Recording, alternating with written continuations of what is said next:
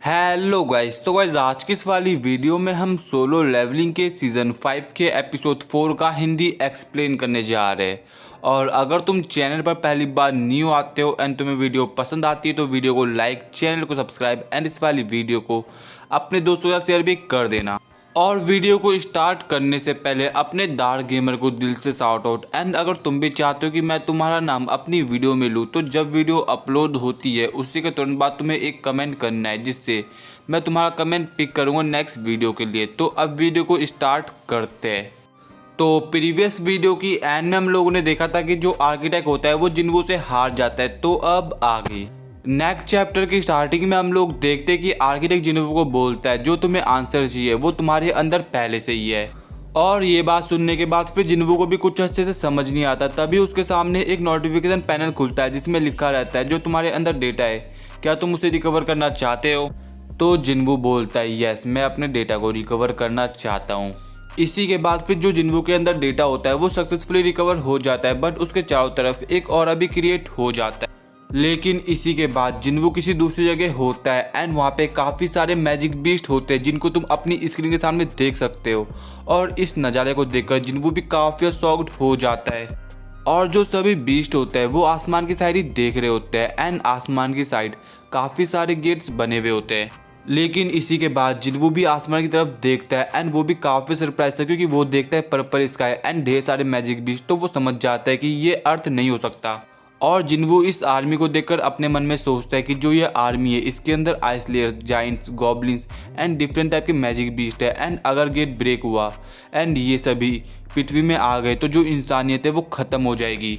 लेकिन तभी जो गेट होता है वो ब्रेक हो जाता है, बट उसके अंदर से निकलते हैं सिल्वर सोल्जर्स।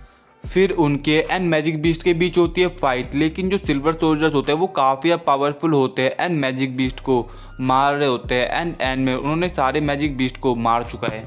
लेकिन इसी के बाद उस जगह आता है एक शैडो मोनार्क जो कि बोलता है अराइज। और ये बोलने के बाद ही जितने भी मैजिक बीस्ट मरे थे उनकी शैडो एक्सट्रैक्ट हो जाती है। और इस चीज़ को देखकर जिन्वो भी समझ जाता है। तो ये है मोनार्क ऑफ शैडो एसबॉर्न। जब जिन्वो एसबॉर्न की इतनी बड़ी आर्मी देखता है तो वो अपने मन में सोचता है ये एक ही बार में काफ़ी सारे शैडो को एक्सेप्ट कर देता है एंड इसके कंपेयर में तो मैं कुछ भी नहीं हूँ। लेकिन अब फिर से फाइट स्टार्ट होती है silver soldiers versus shadow army की।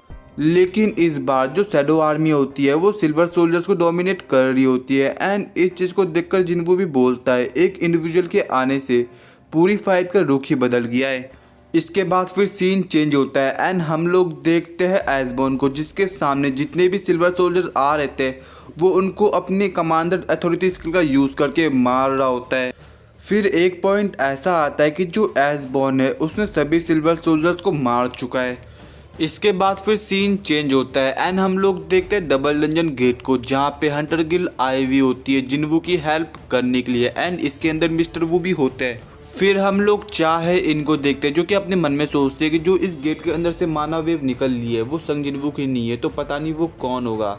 फिर जोंग बोलते हैं एक डबल डंजन देख के ऐसा लग रहा है कि ये रूमर सच है जहाँ से संग जिन्वो को ताकत मिली थी। और मिस्टर वो भी अपने मन में ये सोच रहे होते हैं कि संग जिन्वो ने मेरे को कहा था कि उसने डबल डंजन को क्लियर नहीं किया तो पता नहीं वो वापस क्यों आया फिर। लेकिन ये एक कोइंसिडेंस तो नहीं हो सकता। और इसी के बाद जो डबल डंजन का गेट होता है वो भी खुल जाता है एंड सभी लोग डबल डंजन के अंदर एंटर करते हैं। फिर एंड एंटर करने के बाद ही वो सभी कुछ ऐसा देखते कि वो शॉक्ड हो जाते हैं क्योंकि वो लोग देखते हैं स्टैचूज को जो कि ब्रेक डाउन हो चुकी है। और ये सीन देखने के बाद मिस्टर वो भी यही बोलते हैं तो क्या ये सच है कि जो गॉड स्टैचू एंड सभी मूर्तियाँ है वो रियली में एग्जिस्ट करती है। इसी के बाद जो आर्किटेक्ट होता है वो इन सभी हंटर्स को नोटिस करता है और बोलता है एक और सरप्राइज जो मैंने कभी सोचा नहीं था। एक बोलने वाले बीस्ट को देखकर जो हंटर्स गिल्ड के मेंबर्स होते हैं वो भी शॉक्ड एंड बोलते हैं ये हमारी लैंग्वेज कैसे जान सकता है, ये कैसा बीस्ट है। इसी के बाद आर्किटेक्ट हंटर्स को बोलता है तुम्हारी हिम्मत कैसे हुई राजा को अपनी नींद से जगाने की। और यहाँ पे आर्किटेक्ट किंग जिन्वो को बोल रहा है लेकिन जो जिन्वो है वो कुछ नहीं बोलता, वो अभी भी अपने इनर सेल्फ में ही है। तभी एक हंटर जिन्वो को नोटिस करता है एंड बोलता है ये तो संग जिन्वो है, मैं इसे जगा के आता हूँ। लेकिन इसी के बाद ही जो आर्किटेक्ट होता है वो कुछ हंटर्स को घायल कर देता है एंड इस पॉइंट ऑफ टाइम पे चाहे इन भी समझ जाते कि अब होने वाली है फाइट। एंड फिर आर्किटेक्ट बोलता है ताकतवर इंसान, एंड अब मैं तुम्हारी बलि मेरे राजा को दूंगा। इसके बाद फिर से सीन शिफ्ट होता है एंड हम लोग जिन्वू के इनर सेल्फ का सीन देखते हैं और वो अपने सामने दो गेट देखता है, जो कि एक ब्लू गेट होता है और एक रेड गेट। और जिन्वू देखता है ब्लू गेट से निकलता है काफ़ी सारे डीमंस, और ये जो डीमंस होते हैं वो काफ़ी डिफरेंट क्लैन के होते हैं। इवन इसके अंदर इज़राइल के क्लैन भी शामिल होता है। और फिर रेड गेट से निकलता है एक वाइट वॉल्फ एंड उसकी एक मैजिक बीस्ट की आर्मी। और अब फिर से इनके बीच एक फाइट होने वाली है, यानी एक तरफ होंगे डीमंस और मैजिक बीस्ट और दूसरी तरफ होगी शैडो आर्मी जो कि एसबॉर्न की है। उसी के बाद फिर सीन चेंज होता है एंड हम लोग देखते हैं जोंग को, जो कि अपने साथियों को बोलता है जल्दी से इनको हील करो एंड वापस जाओ। इसी के बाद फिर हम लोग देखते हैं जितने भी स्टैचूज को जिन्वू ने हराया था वो दोबारा से जागृत हो जाती है। फिर आर्किटेक्ट उन सभी को बोलता है मैं तुमको सौभाग्य दूंगा मेरे राजा का रीबर्थ देखने का, लेकिन तुम्हें लास्ट तक सर्वाइव करना पड़ेगा। बट इसी के बाद जो गॉड स्टैचू होता है वो उन सभी पे लेजर अटैक करने के लिए तैयार हो जाता है। बट ये चीज़ जोंग नोटिस करता है और वो सभी हंटर को चिल्ला के बोलता है सभी लोग उस गॉड स्टैचू सावधान रहना।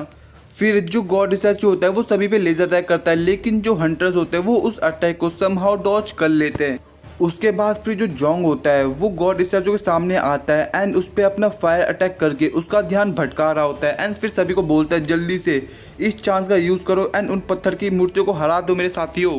तभी हम लोग मिस्टर वू को देखते हैं जो कि एक जोरदार पंच एक स्टैचू पे मारता है, लेकिन जो ये पंच होता है ना वो उस स्टैचू को कुछ उखाड़ तक नहीं पाता है। तभी उस स्टैचू पे जोंग फायर अटैक करता है जिसको मिस्टर वू संभाल ले होते हैं। फिर जोंग मिस्टर वू को बोलते हैं तुम्हारे अटैक इन स्टैचू पे काम नहीं करने वाले, क्योंकि जो ये स्टैचू है वो काफ़ी ज़्यादा ताकतवर है। लेकिन तभी वो नोटिस करते हैं कि उनका अटैक भी उस स्टैचू का कुछ उखाड़ तक नहीं पाया है। दूसरी तरफ हम लोग कियोन को देखते हैं जिसके प्रोवोकेशन स्किल भी कुछ काम नहीं कर रहे होते उन स्टैचू के अगेंस्ट। उसके बाद फिर हम लोग जोंग को देखते हैं जो कि समझ जाते हैं कि अब एक ही इंसान है जो कि उन्हें मरने से बचा सकता है एंड वो है संग जिन्वू।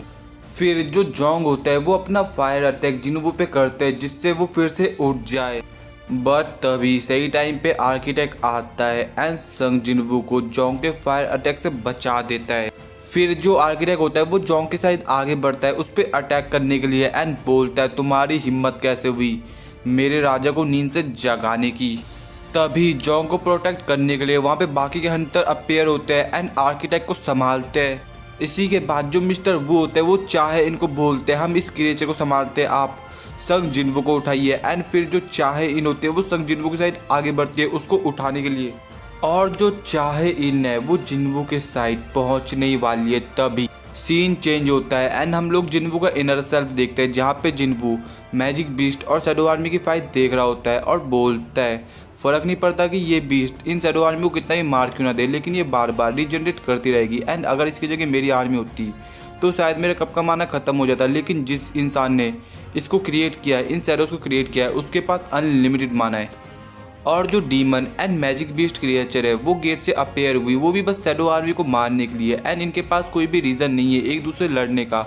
एंड पहले जिन्वू को ऐसा लग रहा था कि ये बस fight silver soldiers and magic beast के बीच है, लेकिन वो गलत था। जो मोनार्क ऑफ शैडो है वो मैजिक बीस्ट की साइड नहीं है, यानी वो किसी की साइड ही नहीं है बंदा।